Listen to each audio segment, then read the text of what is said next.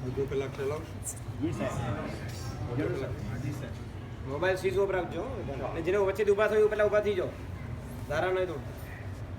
આપણે બધા આ સંસારની અંદરમાં અનાદિ અનંત કાળથી ચારે ગતિમાં દુઃખદ પરિભ્રમણ કરી રહ્યા છે.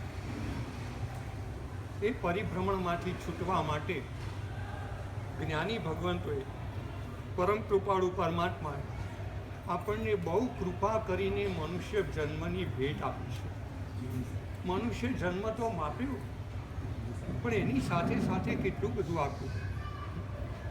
મનુષ્ય જન્મ આપ્યા પછી અનાર્ય દેશ ના આપતા આર્ય દેશ આપ્યો, એમાં પણ પાછું જૈન કુળ આપ્યું, સંસ્કારી માતા પિતાનો યોગ આપ્યો, અને એનાથી આગળ વધીને આપણા આત્માને જગાડે એવા દેવગુરુ ધર્મના યોગ સુધી આપણને મૂકી દીધા.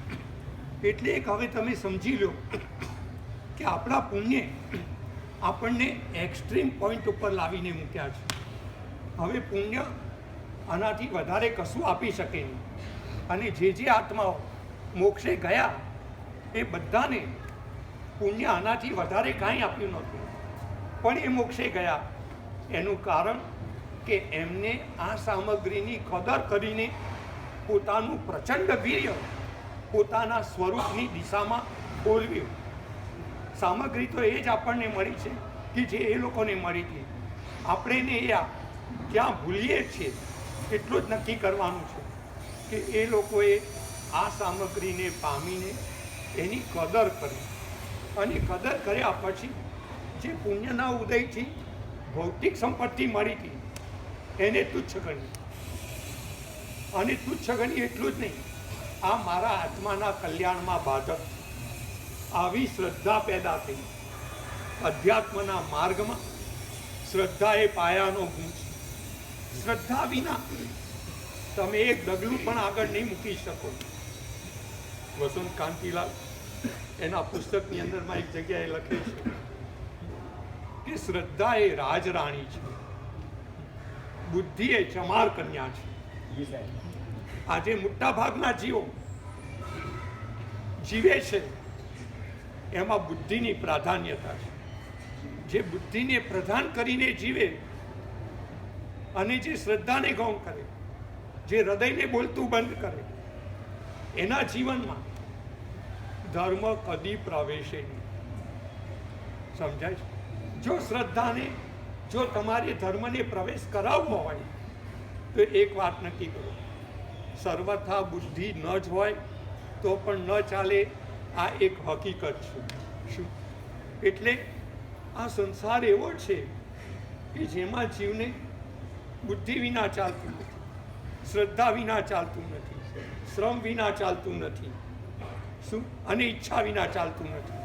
આ જગતમાં તમે મને કોઈ પણ એવો સંઘની પંચેન્દ્રિય મનુષ્ય બતાવો કે જેને આ ચાર વિના ચાલતું હોય. આપણું જીવાતું જીવન એ આ ચારના સરવાળા રૂપ છે. શું દિલીપભાઈ, શું કીધું મેં? ચાર વિનાથી ચાલે. કયા ચાર? હવે તમે યાદ કરીને બોલો. આટલું બધું યાદ કરવું પડે, ન ચાલે. બુદ્ધિ વિના નથી ચાલતું. એક બુદ્ધિ વિના જગતમાં ચાલતું નથી. શ્રદ્ધા બુદ્ધિ, શ્રદ્ધા, શ્રમ અને ઈચ્છા, આ ચારના સરવાળાથી જીવાતું જીવન એ આપણું જીવન છે. માત્ર એટલું જ નક્કી કરવાનું છે કે બુદ્ધિને કેટલું સ્થાન આપવું, શ્રદ્ધાને કેટલું સ્થાન આપવું. તો જ્ઞાની કહે છે કે બુદ્ધિ એ વસ્તુ તત્વને જાણવા માટે ઉપયોગી છે. વસ્તુ તત્વને પામવા માટે બુદ્ધિ ઉપયોગી નથી. શું? પહેલા એક નક્કી કરો. વસ્તુ તત્વને જાણવા માટે બુદ્ધિ, બુદ્ધિથી વસ્તુ જણાય છે. જો બુદ્ધિ ન હોય તો આ વસ્તુ કેવી છે, એનું સ્વરૂપ કેવું છે એ આપણે જાણી શકતા નથી. સમજાય છે? પણ એ સ્વરૂપ જાણ્યા પછી જો તમે મેળવવા માટે બુદ્ધિને વાપરો તો બુદ્ધિનો જે એક ગુણ છે કે વસ્તુને ઓળખાવાનો, એ બુદ્ધિનો એક ગુણ છે. એમ બુદ્ધિનો એક દુર્ગુણ છે. બોલો, શું કહો છો? બુદ્ધિનો એક દુર્ગુણ છે કહું છું, બુદ્ધિ ડખો દખલ કરે. ડખો દખલ સમજો છો? નથી સમજતા. ડખો અને દખલ, જેમ હું તમને કહું, શ્રદ્ધા વિના બુદ્ધિ ડખો દખલ કરે છે એ હું તમને સમજાવું. માનો કે આ બહેનો છે, રાતના દૂધની અંદરમાં મેળવીને સૂઈ ગયા. હવે જેને શ્રદ્ધા હોય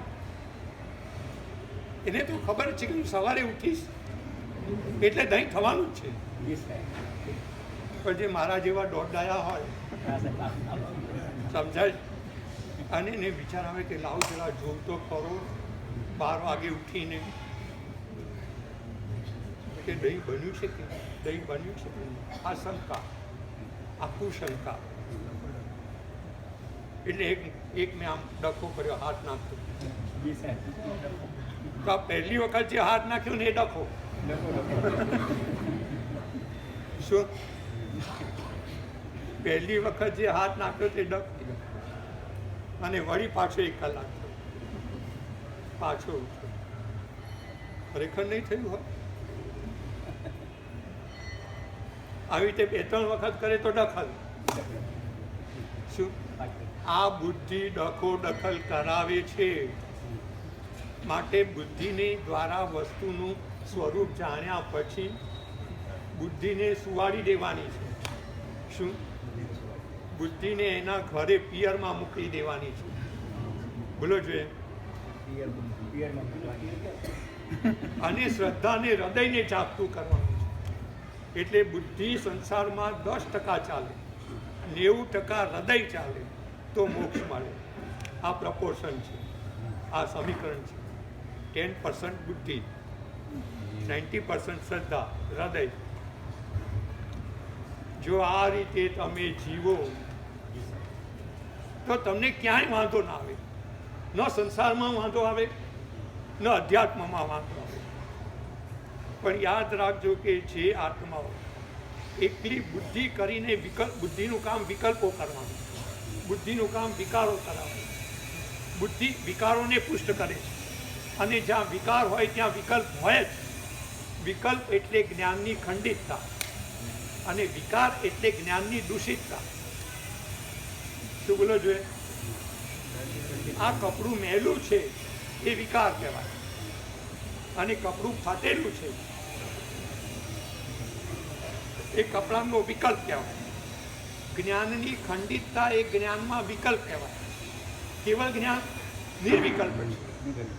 એક જ સમયમાં ત્રણેય કાળના સર્વ પદાર્થો એના સર્વ પર્યાયો સહિત એક જ સમયમાં કેવળ જ્ઞાન બધું જાણી લે છે. અને એક સમયમાં જણાય છે, ત્યાં કોઈ વિકલ્પ નથી. આપણું જ્ઞાન આજે વિકારોને કારણે ખંડિત થયેલું છે, એટલે બગડેલું છે. બગડેલું છે એટલે વિનાશી બનેલું છે. આ વિનાશી બનેલું જ્ઞાન એ જાને ત્યાં હાથ ઘાલીને વસ્તુને દોડવાનો, બગાડવાનો, તોડફોડ કરવાનો પ્રયત્ન કરે છે. ખ્યાલ આવે છે? એટલે આપણે ધર્મ કરીએ છીએ, ધર્મ પામતા નથી. જ્ઞાનીઓએ ધર્મ કરવા માટે તીર્થ નથી સ્થાપ્યું. ધર્મ કરવાના માધ્યમે ધર્મ પામવા માટે સ્થાપ્યું છે. તો હવે ધર્મ કેવી રીતે પમાય એનો એક દ્રષ્ટાંત આપીને આપણે આ વ્યાખ્યાનને સમાપ્ત કરીએ. પછી મેં તો આ મહાત્માને કીધું કે ભાઈ તમે રહી જાઓ, તો તમે જો રહેતા હોય તો તમે 1 થી 8 સુધી તમે આપો. આ બધા છે ને યુવા વર્ગ પ્રતિબોધક છે. તો હું નોમથી આપું, 1 થી 8 સુધી આપે. શું શરમાવું? 5 સુધી હું આપીશ, બાકીનો આ ખાડો પૂરી દો તમે. એક્સટેન્ડ કરો સાહેબ. બરાબર. એ પૂછીને કહેશે જરા એમને બધું આગળ પાછળ ગોઠવ્યું છે, એમાં કંઈક ફેરફાર કરીને કરશે. તો તમે એક સમજી લો કે આપણે ક્યાં પાછા પડીએ છીએ. મનુષ્ય ભાવ આપણો નિષ્ફળ જઈ રહ્યો છે. જો નિષ્ફળ જઈ રહ્યો હોય ને તો હજુ સારું, પણ એના કરતાં એક સ્ટેપ ઉપર જાય છે. શું કહો છે? નિષ્ફળ જઈ રહ્યો નથી, નુકસાનકારક પુરવાર થઈ રહ્યો છે. નિષ્ફળ એટલે શું? કે મેં આ કાર્ય કર્યું એનું ફળ ન મળ્યું, પણ વિપરીત ફળ મળે તો એટલે આપણે આ મનુષ્ય ભાવ દ્વારા સદગતિ કેટલી ઉપાર્જન કરશું. અને એક તત્વની વાત સમજી લેવા જેવી છે કે જગતની અંદરમાં સંસ્કાર વિનાની સદગતિ એ તત્વથી દુર્ગતિ છે. શું ફરીથી સમજાય? કારણ કે એ અહીંયાથી સદગતિમાં જશે પણ સંસ્કાર લીધા વિના ગયો છે. કુસંસ્કારોનો કાફલો એની પાસે છે, એટલે ત્યાં દેવલોકમાં દેવીઓ સાથેના ક્રીડામાં, વાવમાં, વાવડીમાં, વિમાનમાં, અપ્સરાઓમાં, એના નાટકમાં, ચેતકમાં એવો પાગલ બનશે કે ત્યાંથી મરીને ત્યાંના જ બાદર પર્યાપ્તા પૃથ્વીકાય, અપકાય અને વનસ્પતિકાય એના ખાડા ત્યાંથી ત્યાંના દેવો જ ત્યાં પૂરે છે. સમજાય? એટલે જો સંસ્કાર વિના દેવલોક મળે ને તો એ આટલો પણ વખાણવા જેવો નથી. તમે કેટલો ધર્મ કરો છો એ કોઈ મહત્વનું નથી, તમે કેવો કરો છો એ મહત્વનું છે. ધર્મ એ ક્વોન્ટિટી પ્રધાન નથી, ક્વોલિટી પ્રધાન છે. ક્વોન્ટિટી બહાર જીવો માટે છે, પ્રબુદ્ધ જીવો માટે ક્વોલિટી છે. ખ્યાલ આવે છે? ક્ષપક શ્રેણી એ ક્વોલિટી છે, ભાવ ચારિત્ર એ ક્વોલિટી છે, તાત્વિક સમ્યક એ ક્વોલિટી છે, ગુણોની પરિણતિ એ ક્વોલિટી છે. ખ્યાલ આવે છે? શાસ્ત્રમાં એક વાક્ય આવે છે, અન્ય સ્થાને કૃતમ પાપમ તીર્થ સ્થાને વિનશ્યતિ. તીર્થ સ્થાને કૃતમ પાપમ વજ્રલેપો ભવિષ્યતિ. બોલો, આનો સીધો સાદો અર્થ તમે એવું કરો છો કે આ બધા સ્થાનની અંદરમાં વેપાર ધંધામાં કરાયેલા પાપો એ અન્ય સ્થાને કૃતમ પાપો એ આપણે પાલિતાણા સંકેશ્વર જઈએ એટલે નાશ પામી જાય. પણ જો ત્યાં રહીને પાપ કરીએ તો વજ્રલેપ જેવા થઈ જાય. આવી તમારી માન્યતા છે આ શ્લોકની, પણ એનો તાત્વિક અર્થ શું છે ખબર છે? આ મનુષ્ય ભવ આખો તીર્થ છે. બોલો છે. એની સામે અન્ય ગતિઓ દેવ, નારક, તિર્યંચ, એકેન્દ્રી, બેઇન્દ્રી, તેન્દ્રી, ચૌરેન્દ્રી, પૃથ્વીકાય, અપકાય, દેવકાય, વાવકાય, વનસ્પતિકાય, બાદર પર્યાપ્તા, અપર્યાપ્તા, નિગોદ, પ્રત્યેક આ બધું એની અપેક્ષાએ અતીર્થ છે. સમજાય? તો મનુષ્ય ભાવ એની અંદરમાં પાપ કરાય જ નહીં. નાનું પણ ન કરાય, મોટું પણ ન કરાય. તો અન્ય સ્થાનમાં કરીને કરેલા પાપો કે જે આજે આપણા આત્મા પર ચોંટેલા પડ્યા છે, એ માનવી જો અહીંયા આવીને આટલો નિર્ધાર કરે કે ધર્મ ઓછો થશે તો ચલાવી લઈશ, પણ એક પણ નવું પાપ અલ્પ કે અધિક આ માનવ ભાવરૂપી તીર્થમાં મારે નથી કરવું. બોલો, આ ધર્મ કરનારાઓ પ્રતિક્રમણ, પૌષધ, સામાયિક, જીન પૂજા, ચોવિયાર, નવકારસી, અભક્ષ્ય ત્યાગ, રાત્રિ ભોજન ત્યાગ, આ બધા ધર્મ કરનારાઓનો આ સંકલ્પ છે, આ નિર્ણય છે. અમે લોકો ધર્મમાં ખૂબ ખૂબ પૈસા ખર્ચો છો, એની કાંઈ અમે ટીકા ટિપ્પણ નથી કરતા, પણ તમે ધર્મનો મર્મ નથી સમજતા. આ બહુ મોટી ભૂલ થઈ રહી છે. જે ભવમાં જ મળે છે આ એ ભવમાં એ જ નથી સમજતા, અને ભવમાં બીજું બધું મેળવવા માટે જાઓ છો. આ પૈસા ને બોલો જોઈએ, હીરા ને કપડાં ને આ ને તે ને, એ તો બધું માટી ધૂળ ને ઢેફા જેવું છે. જો અમારા લબ્ધીશ્રી મહારાજ સાહેબ છે ને, આપણા કવિ કુલ કિરીટ વર્ષો પહેલાં થઈ ગયા, એ છે ને વ્યાખ્યાનની અંદરમાં તમારા બધા જીવાને પ્રતિકોટ કરવા માટે આમ બહુ ગામઠી ભાષાની અંદરમાં પણ સહેલાઈથી સમજી શકે એવી રીતે વૈરાગ્યને પેદા કરવા માટે બહુ ઉપદેશ આપતા. એ શું કે ખબર છે? નહીં. એ એક તો પોતે ગાંડો હતો અને બીજી ગાંડી લાવ્યો. આમ ગાંડે ગાંડાનું મિલન, એનું નામ લગ્ન. બોલો જોઈએ. જો આ હકીકત ખાલી શબ્દો નથી, આ પ્રેક્ટિકલ ઘટાડી આપીએ. આ ખાલી હાસ્યરસ પૂછવા માટે નથી, તત્વ છે એમાં. ફરીથી એ શું કહે છું કે એક તો પોતે ગાંડો હતો અને એમાં પાછો બીજી ગાંડી લાવ્યો. એટલે બે ગાંડે ગાંડાનું મિલન, એનું નામ લગ્ન, એનું નામ સંસાર. જો હું તમને પૂછું, તમે સંસારમાં ગાંડો કોને કહો? એ ચાલો કહો મને. તમે તમારી દ્રષ્ટિથી કહો, સંસારમાં ગાંડો કોને કહો?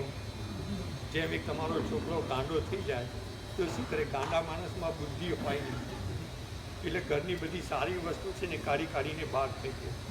અને બહારમાં રહેલું ધૂળ, ટેફા, માટી, કચરો એ બધું ઘરમાં ચાલે.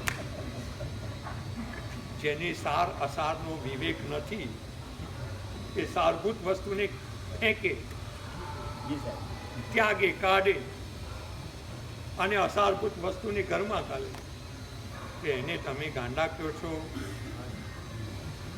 પેલો સંસારની દ્રષ્ટિએ ગાંડો છે, તમે અધ્યાત્મની દ્રષ્ટિએ ગાંડા છો.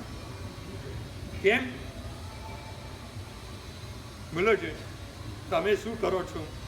ત્યાગ, તપ, સંયમ, જ્ઞાન, દર્શન, ચારિત્ર, તપ, વીર્ય, જ્ઞાન, ધ્યાન, આ બધા રત્નોને ફેંકો છો. બોલો છે. અને માટી, કચરા, ધૂળ ને ટેફા જેવા પૈસા, બોલો છે,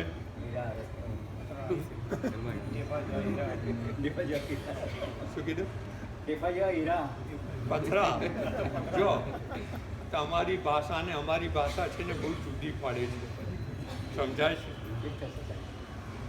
તમે જેને હીરા કહો છો એને અમે પથરા કહીએ છીએ. કારણ કે શાસ્ત્રકારે એની ઓળખ કઈ રીતે આપી છે? હીરો એટલે પૃથ્વી કાય. બોલો છે. તમે જેને નોટો કહો છો, કરન્સી નોટો, એને અમે કાગળિયા કહીએ. બોલો છે. તમે જેને નોટો કહો છો એને અમે કાગળિયા કહીએ. તમે જેને કિંમતી વસ્ત્રો કહો છો એને અમે ચિત્રા કહીએ. બોલા, આટલી દ્રષ્ટિ ફરી જાય તો તમે કહો ધર્મ આવતા વાર લાગે? ધર્મમાં કાંઈ બહુ મોટી ધાર નથી મારવાની. 180 ઉપવાસ કરો તો ધર્મી એમ નહીં. તમારી દ્રષ્ટિનો એંગલ આમ ફરી ગયો, જે એંગલ છે એનાથી 90 ડિગ્રી ફેરવી નાખો. શું? અને જે તમારા હૃદયમાં જેની પ્રતિષ્ઠા કરી છે, જેને તમે હૃદયના સિંહાસન ઉપર સ્થાપ્યા છે, એને પદભ્રષ્ટ કરો, એની ઉલટી કરો. અને આ તારક તત્વો કે જે આત્માનું હિત કરનાર છે, એવા જ્ઞાન દર્શન ચાલ્યું અને એની પ્રાપ્તિમાં કારણભૂત દાનશીલ તપ ભાવ એને હૃદયમાં પ્રતિષ્ઠિત કરો કે આ મનુષ્ય ભવરૂપી તીર્થમાં હું આ લેવા આવ્યો છું, આ પામવા આવ્યો છું. શું? જો આ તીર્થ સ્થાન એટલે મનુષ્ય ભવરૂપી તીર્થ, એમાં મેં મારા જીવનમાં સદગુણોની, જ્ઞાનાદિ ગુણોની પરિણતિની, ક્ષમાદિ ગુણોની પરિણતિની આ સંપત્તિ મેં પ્રાપ્ત ન કરી અને ક્રોધાદિ કસાયોના સંસ્કારો લઈને જો હું અહીંયાથી ગયો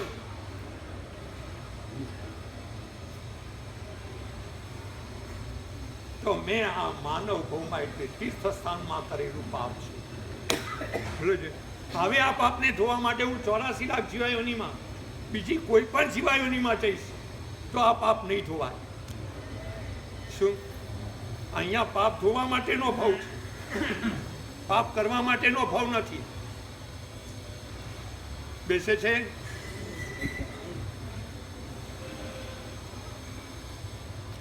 આ વાત બેસે છે.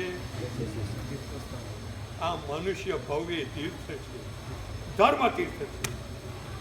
આ ભવમાં પાપ થાય જ નહીં. પહેલા એક નક્કી કરી કાઢો, પાપ થાય જ નહીં. એમ નહીં, પાપનો વિચાર પણ ન કરાય. પાપનો વિચાર આવે ત્યારથી આત્મા ચીતી જાય. એ નહીં, પૈસાને મળવા હોય તો મળે, નહીં તો જાય ખાડામાં. બોલો છે, કુટુંબ પરિવાર એ બધાને રહેવું હોય તો રહે, નહીં તો એને જ્યાં જવું હોય ત્યાં જવા દો. પણ તમે નક્કી કરો કે મારે કોઈની ખાતર પણ મારા આત્માને બગાડવો નથી. બોલો જે નજીકના હોય એની ચિંતા પહેલી કરવાની હોય, અને જે દૂરના હોય તેની ચિંતા પછીથી કરવાની. તો તમારી અત્યંત નજીકમાં કોણ છે? તમારી અત્યંત નજીકમાં કોણ છે? તમારું શરીર છે, પત્ની છે, દીકરા દીકરી છે, પૈસા છે, બંગલા બગીચા છે. તમારી અત્યંત નજીકમાં કોણ? માનો છો? તમારી અત્યંત નજીકમાં આત્મા છે એવું માનો છો? ક્યાં માનો છો? તો પછી એને બગાડાય કેમ? અને બગાડ્યા પછી મજેથી રહેવાય કેમ? પછીથી ખાવા પીવાની મજા કેમ આવે? પાપ કરનારો માણસ હસી શકે કેમ? બોલો. જેને જીવનમાં પાપો કરીને જીવવું છે એ હસી શકે? આર્યો મોટે ભાગે પાપ કરે નહીં, અને કદાચ થઈ જાય કહું છું, તેની પાછળ એનું ચોધાર ઉદર. પાપા દૂરે આથી ઇતિ આર્ય. શું બોલો છે? જૈન અને આર્યમાં થોડો ફેર છે, સમજી લો. આર્ય કરતા જૈન ચડે છે. આર્ય શું માને છે ખબર છે? ભાઈ, હું સંસારી છું, હું ઘરમાં રહેલો છું, મારે પત્ની છે, માતા પિતા છે, બાળકો છે, એના જીવન નિર્વાહની જવાબદારી મારા માથે છે, માટે મારે પૈસા ઉપાર્જન કરવા પડે. આર્ય કાંઈ કોઈની પાસે ભીખ માગીને ન જીવે. એ ભીખ માગે તેનું આર્યત્વ લજ્જાય. સમજાય છે? એટલે આર્ય પૈસા ઉપાર્જન કરે, પણ એ આર્યની માન્યતા એવી છે કે જે પૈસાની મારે જરૂર છે, જેના વિના હું જીવી શકું એમ નથી, એ પૈસો ન્યાય, નીતિ, સદાચાર અને પ્રામાણિકતાના માર્ગે આવતો હોય તો જ મારે જોઈએ. અન્યાય, અનીતિ, અનાચાર, અપ્રામાણિકતાના માર્ગે આવતા અર્થ અને કામ એને ત્રિવિધે ઓછી દે. ભલે ઓછું મળે તો ઓછું ખાઈશ, લુખ્ખું ખાઈશ, ચણા મમરા ખાઈશ, ફૂટપાથ પર સૂઈ રહીશ, પણ જીવનમાં પાપ કરીને અર્થ ઉપાર્જન કરવો એ આર્યના લોહીમાં નથી. શું બોલો જોઈએ?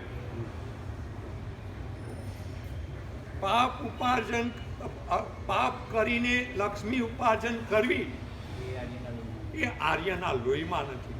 એટલે આર્યની માન્યતા આ છે કે ન્યાય, નીતિ અને સદાચારથી મળતા ધન અને ભોગ એને માન્ય રાખે છે, એને ઉપાદેય કરે છે, એને સ્વીકારે છે. અન્યાય, અનીતિ, અનાચાર અને અપ્રામાણિકતાના માર્ગથી આવતા ધન અને ભોગ એને હેય ગણે છે, ત્યાજ્ય ગણે છે. આ આર્યોની વ્યાખ્યા. આર્યનું લક્ષણ છે જેની આંખ સામે ક્ષણે ક્ષણે પરલોક દેખાઈ રહ્યો છે તે આર્ય. હવે એના કરતા જઈને એક સ્ટેપ ચડે છે કે ભાઈ અન્યાય, અનીતિને, અનાચારથી મળતા ધનને ભોગ એને તો પાપ માનનાર આખું જગત છે. આર્ય દેશમાં જન્મેલો બધો જ વર્ગ એ અન્યાય, અનીતિને, અનાચારથી મળતા ધનને ભોગને તો પાપ જ માને. પણ આર્ય કહે છે કે એમ નહીં. ન્યાય નીતિ અને સદાચારથી મળતા ધન અને ભોગ એ પણ પાપ. બોલો કેમ પાપ? ન્યાય નીતિ અને સદાચારથી મળતા ધન અને ભોગ એ કેમ પાપ?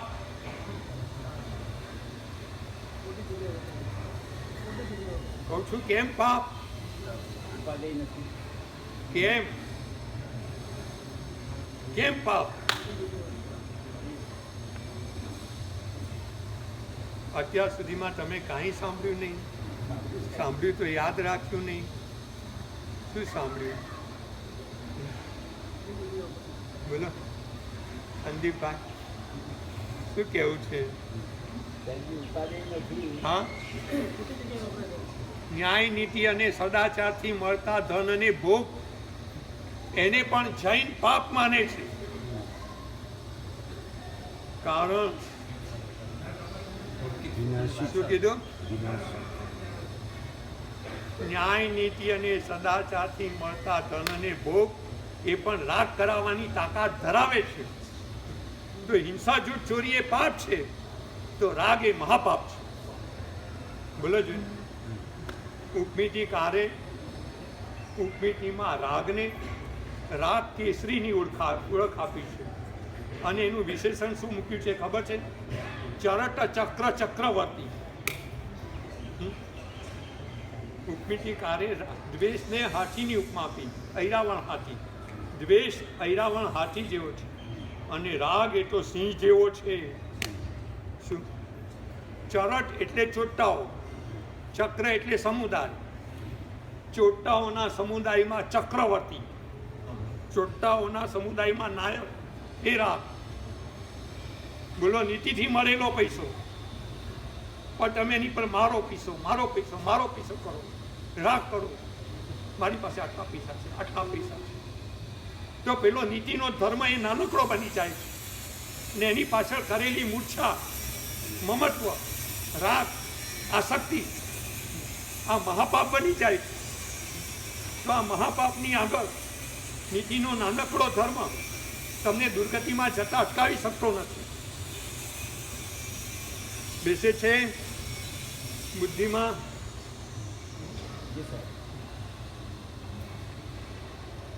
અન્યાય, અનીતિ અને અનાચારને પાપ માને તે આર્ય અને રાગાદીને પાપ માને તે જૈન. આ જગતમાં કોઈ રાગને પાપ માનવા તૈયાર નથી. તમે ક્યાં માનો છો? બીજાની વાત પછી. કેમ?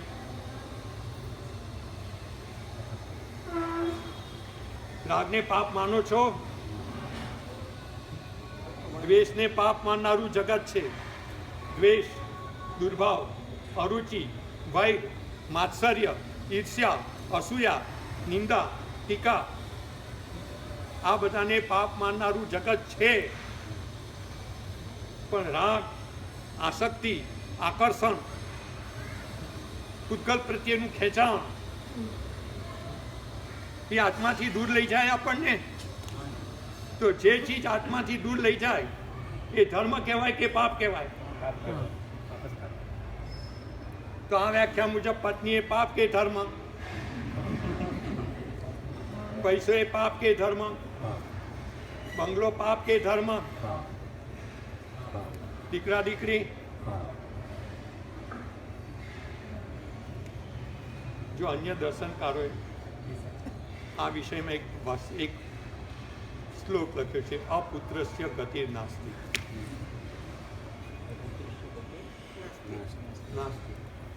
બોલો આનો અર્થ શું કરશો? આપણે તો સ્યાદવાદ શૈલીથી ઘટાવી શકીએ છીએ. અમારી પાસે નઈ દર્શન, નઈ પદ્ધતિ છે, નઈ વિવક્ષા છે. એટલે અમે છે ને બધાને ન્યાય આપી શકીએ. અમે કોઈને ખોટા કહેતા નથી. એનું વાક્ય પણ સાચું છે. જૈન દર્શન શું કહે છે? જે વસ્તુ તમને ખોટી લાગતી હોય ને ત્યાં તમે અપેક્ષા લગાડતા શીખી જાઓ તો એ વાક્ય સાચું ઠરી શકે છે. અપુત્રસ્ય ગતિર્ના. જો આવું સીધે સીધું આપણે વિચારીએ કે અપુત્ર એટલે જેને પુત્ર નથી એની ગતિ એટલે સદગતિ નથી, તો એનો અર્થ શું થયો? કે પુત્રની પ્રાપ્તિ તો લગ્ન વિના થાય નહીં. અને લગ્ન એ તો અબ્રહ્મનું સેવન છે. અબ્રહ્મના સેવનમાં તો પાપ બધા જ માને છે. બોલે છે જૈન દર્શન કાં તો 2 થી 9 લાખ એક વખતના અબ્રહ્મ સેવનમાં 2 થી 9 લાખ ગર્ભજ પંચેન્દ્રિય જીવોની હત્યા, અસંખ્ય સમૂર્છિન જીવોની, સમૂર્છિન મનુષ્યોની હત્યા, આ બધું પાપ માને છે. તો છે એક બાજુ મોક્ષનું વિધાન કરનાર, સંન્યાસ ધર્મને અપનાવનાર, એ આવું વિધાન કરે કેમ? પાછું એના દર્શનમાં લખ્યું છે યદ દિનેવ અહરેત તદ દિનેવ પ્રવ્રજેત. શરદભાઈ બરાબર આ વાક્ય વાંચ્યું છે નહીં? યદ દિનેવ અહરેત એટલે જે દિવસે, જે ક્ષણે તને વૈરાગ્ય થયો, નીકળી જા ઘરમાંથી બહાર, તદ દિનેવ પ્રવ્રજેત. તો આ વિરોધી, પરસ્પર વિરોધી વાક્ય લાગે છે. તો આપણી પાસે સ્યાદવાદ શૈલી છે. આપણે એક અવચ્છેદક મૂકી દઈએ એટલે સમાધાન થઈ જાય. જો અપુત્રસ્ય ગતિર નાસ્તિ, એને સાચું ઠેરવવું હોય તો એક વિશેષણ મૂકી દો. જેને પુત્રેષણા છે, સાંભળજો, અને પુત્ર નથી, તેની ગતિ નથી, તેની સદગતિ નથી. સમજાય છે? હું તમને સમજાવું. માનો કે તમે 2-4 મિત્રો સમાન ઉંમરના છો, તમારા લગ્ન ન થયા, પેલા 3ના થઈ ગયા, અને તમે કંઈ ત્યાગની તો ભાવનાવાળા છો નહીં, એટલે તમને એમ થાય કે હે ભગવાન, કે આ બધાને પત્ની આપી, કન્યા આપી, એના લગ્ન થઈ ગયા અને મને જ ના આપી, તો તમને સતત આત્મધ્યાન થયા કરે. સમજાય છે? હવે માનો કે લગ્ન થયા, પેલા બધાને દીકરા થયા, તમને દીકરો નથી થતો, તો તમને સતત ચિંતા, ભગવાન મને દીકરો નહીં, મને દીકરો નહીં, મને દીકરો નહીં. આખો દિવસ દીકરો નહીં, દીકરો નહીં, એની આર્ત ધ્યાનની પલોચન ચાલ્યા કરે. હવે જ્યાં આવું આર્ત ધ્યાન ચાલે ત્યાં તમે ધર્મ કેવી રીતે કરી શકો? આર્ત ધ્યાનના પાયા ઉપર ધર્મ કરી શકાતો નથી. શું બોલો છે?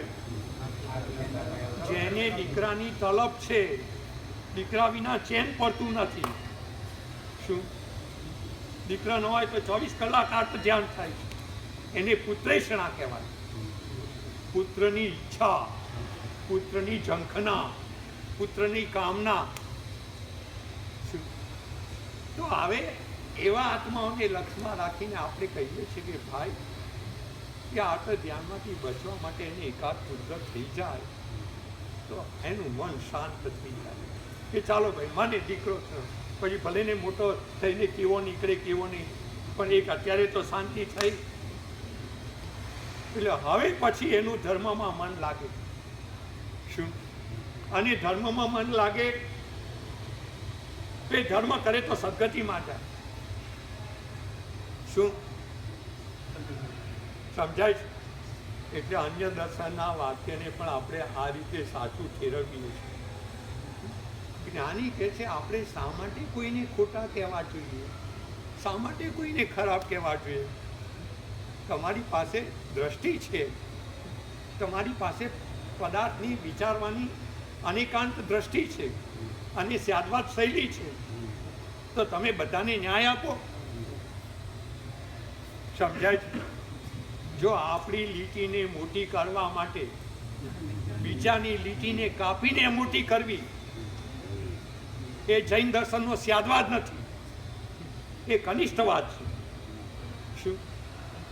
બીજાની લીટી જે છે એને રવા દઈને, એને યથાર્થ ન્યાય આપીને તમે સ્યાદવાદ શૈલીથી પદાર્થનું સ્વરૂપ સમજાવો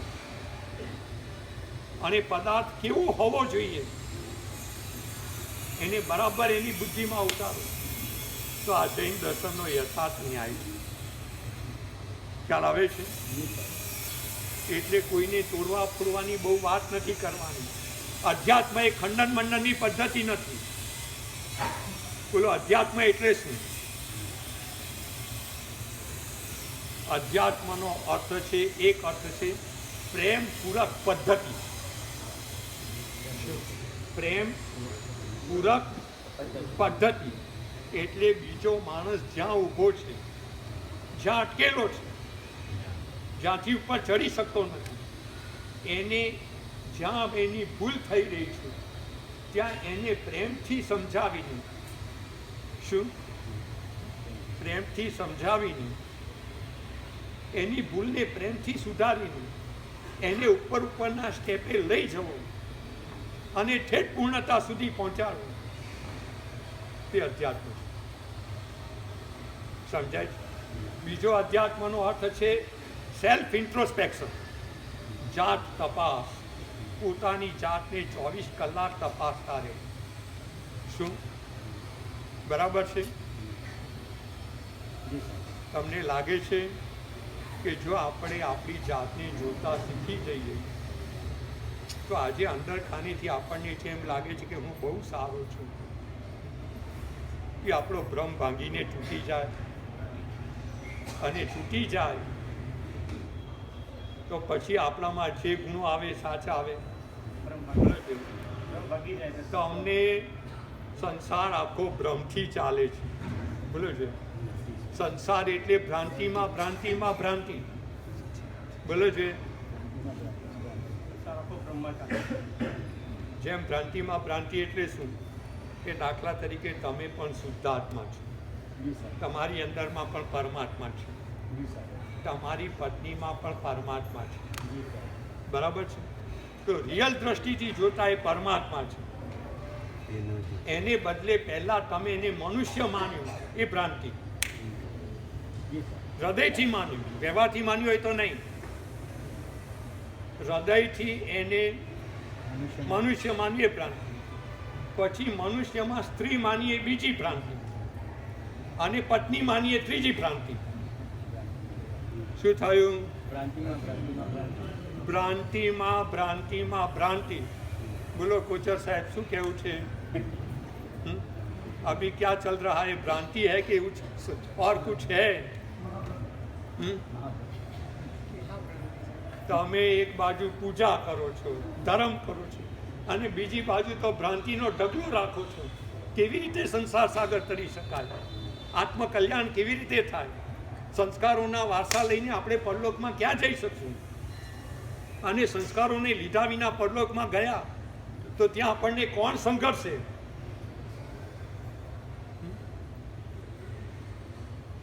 વાસ્તવિક સદગતિમાં સંસ્કાર વિના એડમિશન નથી, અને સંસ્કાર વિના જનારને જે એડમિશન મળે છે એ પછી પટાવાળા તરીકેનું, કચરા કાઢવાવાળા તરીકેનું.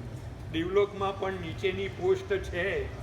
અહીંયા જે મનુષ્યમાં રાજા છે, મંત્રી છે, પેલો જે શેઠિયાઓ છે, સાહુકારો છે, એમ ઝાડુ કાઢવાવાળા છે, હરિજન છે, એમ ઉપરથી નીચે સુધીની પોસ્ટ છે ને, એમ દેવલોકમાં પણ ઇન્દ્ર છે, પછી સામાનિક દેવ છે, પછી અભ્યંતર દેવ છે, લોકપાલ દેવ છે, ત્રાયસ્ત્રીતક દેવ છે, પછી કિલ્બિસિક દેવ છે, અભિયોગિક દેવ છે. ત્યાં પણ બધી જ પોસ્ટ છે. પણ સંસ્કારોનો વારસો લઈને જનારાને નીચેની પોસ્ટ મળતી નથી. બરાબર છે? એટલે હવે આપણે જે કાંઈ ધર્મ કરશું એ સંસ્કારની પ્રાપ્તિને લક્ષ્યમાં રાખીને કરશું. દિલીપભાઈ, ચોમાસામાં ક્યાં એન્ટર થયું છે તમારે?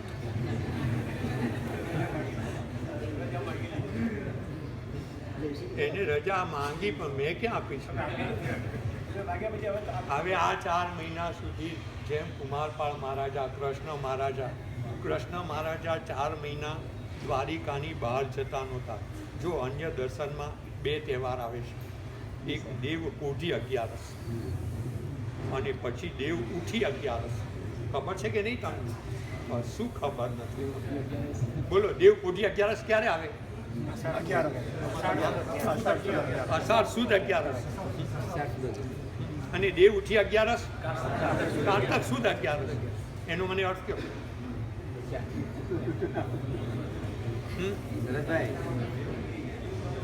દેવ પોઢી અગિયારસ આવે કે ના આવે? તમે તો ખેડ બ્રહ્મા જાઓ ને, અહીંયા જાઓ ને, ત્યાં જાઓ ને. દેવ આમ કૃષ્ણ મહારાજા ચોમાસું બેસતા પહેલાં 4 દિવસ પહેલાં આખા દ્વારિકામાં ઢંઢેરો પીટાવતા હતા. શું કે હવે 4 મહિના ચાતુર્માસની અંદરમાં કૃષ્ણ મહારાજા કોઈને મળશે નહીં, દ્વારિકાની બહાર જશે નહીં, યુદ્ધ વગેરે કાંઈ કરશે નહીં, એકલી ધર્મની આરાધના કરશે. એટલે એનો મોટો ભાગ ઉપાશ્રયમાં પૌષધ, સામાયિક, પ્રતિક્રમણ, જીન પૂજા, પરમાત્મા ભક્તિ, સાધુ સેવા આ બધામાં જ જશે. માટે જેને કોઈને પણ જે કામ હોય તે અષાઢ સુદ 11 પહેલાં કરી લો. શું એટલે અન્ય દર્શનોમાં આ વાતને લક્ષમાં રાખીને હવે દેવ પોઢી જવાના છે, એટલે દ્વારિકાની બહાર નીકળવાના નથી. એટલે તમે 4 મહિના સુધી એમની પાસે કોઈ કામ કરાવી શકશો નહીં, એ કાંઈ મળશે જ નહીં. પહેલી વાત એ શું મારે પણ છે ને આ 4 મહિનામાં એવું કંઈક કરવું છે. બોલો કેટલા કલાક ન મળે એવું રાખું, તમને પૂછું છું. 1 કલાક મળે એવું રાખું. ના ના, વ્યાખ્યાનમાં સતત મારું ગળું ચાલશે ત્યાં સુધી વ્યાખ્યાન ખરું, નહીં ચાલે તો બીજા આપશે. અને પછી જ્યારે કારતક સુદ 11 આવે ત્યારે હવે કારતક સુદ 14 પછી એ બધા જેને કહીએ ને કે રાજ્યના કારભારમાં હવે લાગવાના છે. એટલે ત્યાં આગળ પાછી ઢંઢેરો પીટાવે કે હવે દેવ ઉઠવાના છે. 4 દિવસ પછીથી જે કોઈને પણ રાજ્યના કારભારની જે કાંઈ માહિતી વગેરેની જરૂર હોય તેને અવશ્ય મળી શકશે. માટે ત્યાં લખાયું દેવ ઉઠી 11. બરાબર છે? એમ આ દેવ ક્યારે મળશે, ક્યારે પહોંચશે? અમારા ઉમરાના દેવ છે આ. બોલો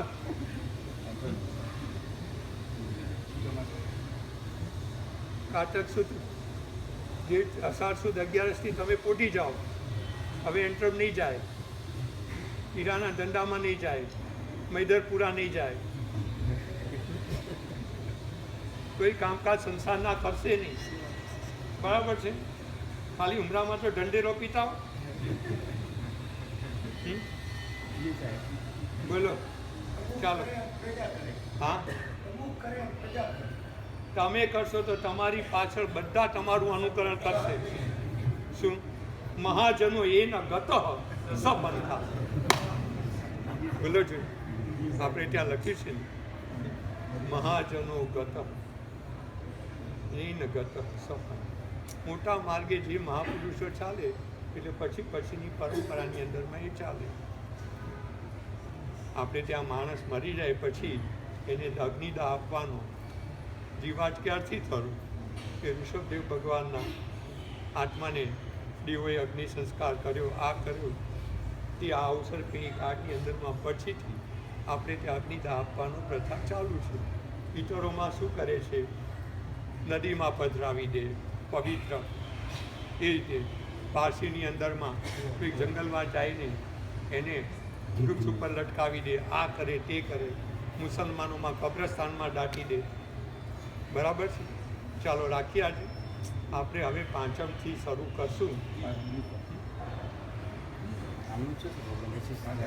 એમનો પછી વિચાર કરીને કહેશે ને જો રોકાવાના હશે તો 2-3 ચોથમાં અહીં બોર્ડ ઉપર લખાઈ દઈશું. એટલે કાલે જવાના છે. એટલે અત્યારે આપણે પૂનમ છે, આજે 4 દિવસ બંધ રાખીએ, પછી પાંચમથી જો એ હશે તો એ આપશે. પૂછાવું